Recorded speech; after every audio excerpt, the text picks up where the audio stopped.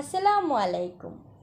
তো আজকে কিন্তু নিয়ে আসলাম ইজি রেসিপিতে ব্যাচেলরদের জন্য বট রান্না, অথেন্টিক রেসিপিতে।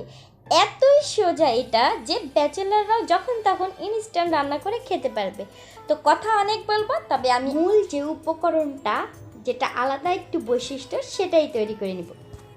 আমি এখানে আদা, রসুন, পেঁয়াজ একসাথে পেস্ট নিয়েছি 2 চা চামচের মতো। 1 কেজি বটের জন্য এই মশলাটা আমি তৈরি করব। এখানে আমি হলুদ দিয়েছি 2 চা চামচ, মরিচের গুঁড়া 2 চা চামচ, লবণ 1 চা চামচ এবং জিরা এবং ধনিয়া গুঁড়া দিয়েছি 1 চা চামচ করে। তো 1 কেজি পরিমাণ বটের জন্য আমি এই মশলাটাই নিয়েছি।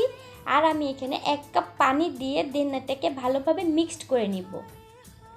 আর এই রেসিপির মূল উপকরণ এটাই অথেন্টিক রেসিপি। এটা কিন্তু অ্যাজ ইউজুয়াল বটগুলোর বট রান্নার মতো না, একটু ভিন্নতা আনার চেষ্টা করেছি আর খুবই ইজি করার চেষ্টা করেছি, যার কারণে এটা ব্যাচেলাররাও রান্না করে খেতে পারবেন।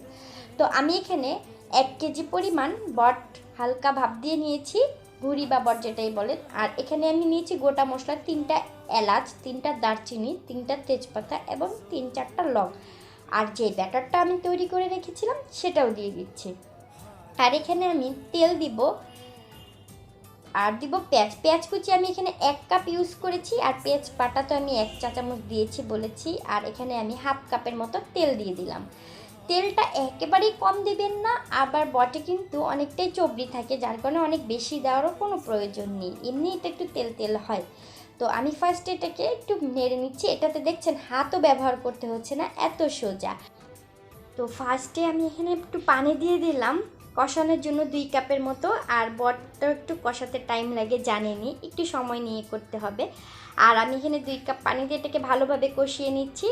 আমার কষানো হয়ে গিয়েছে। আমি এখানে 1 কেজির জন্য বড় সাইজের 2টা আলু দিয়ে দিয়েছি। এটা যার যার পছন্দ, ভুনা খেলে ভুনা খাবেন, আর যদি একটু আলু দিতে চান তাহলে দিবেন। আর ব্যাচেলাররা তো একটু আলু প্রিয়ও হয়, কারণ ওদের শর্টকাট রান্না একটু যেন বেশি হয়, সেক্ষেত্রে এটার জন্য ভালো, যার কারণে আলু দিয়েই আপনাদের দেখালাম। তো এটাকে একটু 10 মিনিট কষিয়ে দেন আবার এটাকে আমি পর্যাপ্ত পরিমাণের পানি দিয়ে দিব, যেটা দিয়ে আমার রান্নাটা পুরো কমপ্লিট হয়ে যাবে। একটু বেশি পানি দিয়ে তারপর আমি এটাকে ঢেকে শুধু নেড়ে চেড়ে নেব। তো এখন শুধু এটা ওয়েট করার পালা, শুকিয়ে গেলে আমি এটাকে নামিয়ে পরিবেশন করব। তবে খেতে কিন্তু খুবই দারুণ, অসাধারণ।